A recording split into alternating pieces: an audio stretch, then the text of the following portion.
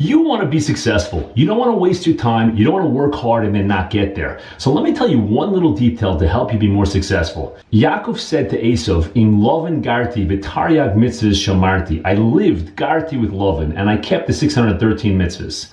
Garti is the same letters as taryag. Garti is a hint to the fact that he kept taryag mitzvahs. V'loi lamadati memaisov haroyim. I did not learn from his evil deeds. What does that mean? Why tell Esav? Almost sounds like he's bragging. What's the point? Here's an incredible idea. Listen to this.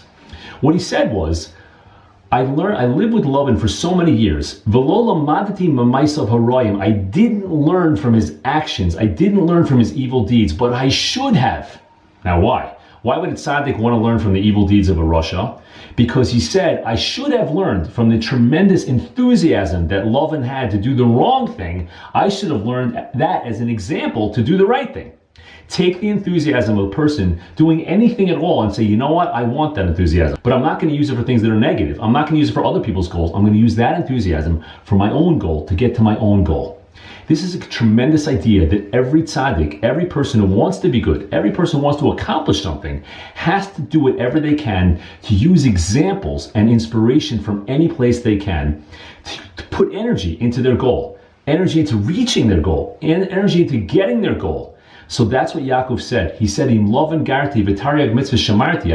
I lived with Lavan. I kept the 613 mitzvahs. V'lo lamadati memaisov haroyim. I didn't learn from his evil deeds, but I should have. I should have used his enthusiasm to teach me what to do to get to my goal. That's what we want over here. And I'll tell you another example of this. Cain, according to the Chumash, which is not the emes the way it actually turned out, but if you look at the words of the Chumash, it looks like Cain was the first one to bring a korban. And then Hevel, his brother, copied him. And Hashem accepted Hevel's korban and did not accept Cain's. So you know what? Cain was very, very discouraged. He was extremely upset about that. So Hashem gave him a little bit of a musar shmooze and said to him, listen, Cain, it's a whole long thing what you can do. And one of the things he says is, he's speaking about the Yetzer Hara. He said, Cain, v'elecha chuka soy. The chuka, the desire of the Yetzer Hara is going to be on you. V'ata timshol boy, but you can rule over him. What does that mean? Very simply speaking, he's going to constantly be on you, but don't give up. You can rule over him. But there's another way to learn it. The Panim Yafos, which is the Hafla, says an incredible thing over here. He says, amazing, listen to this incredible idea. He says, V'elecha chukasoi. On you is his desire. The Torah is teaching us, take the desire of the Yetzer Hara, which is on fire, which is constant, which is again and again trying to get us to do the wrong thing, trying to get us to mess up. It's constantly working hard to do its job. Take that desire, that fiery dedication desire, and put it on yourself. Ve'elecha, on you, chukasoi is its desire. Put its desire on you. Use the energy. Get an example from the Yetzer Hara. Take the Yetzer Hara as an example. It works extremely hard to get you to mess up, but it's doing Hashem's job. Hashem wants the Yetzer Hara to tempt you to do the wrong thing, to tempt you to do the wrong thing. So just like the Yetzer Hara works so hard to do its job, we have to take an example. Hey, it's working hard to do its job. I need to do my job to work hard also, to serve Hashem. Hear what we're saying here? Incredible idea. And that's why the last two words say, V'ata timshol boy. The meaning of timshol bo usually means, the simple meaning is, you will rule over him. Timshol bo. But you could also say the word timshol bo means, atah timshol, you will make a mashal boy with him. Use him as an example, as a mashal, as a metaphor, to learn an idea that will help you serve Hashem.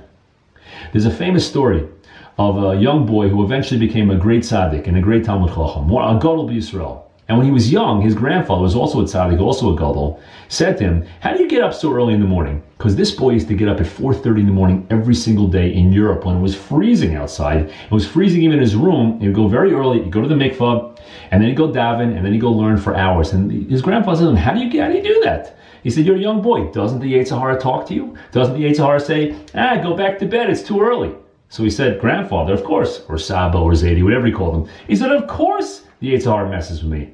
He says, it's too early. Go back to bed. You have time to serve Hashem later. He says, don't go to work right now. It's too early. So what do you say to him, says the grandfather. He says, well, I say to him, listen, it's 4:30 in the morning. You're at work.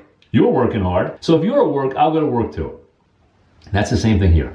We have to look in our lives for examples of people that are on fire with enthusiasm and energy, doing whatever they're doing, and say, you know what? I could do that also. We're physical creatures. We get affected by what we see, and we have to allow our emotions to be affected in the right way and redirect that power to serve Hashem.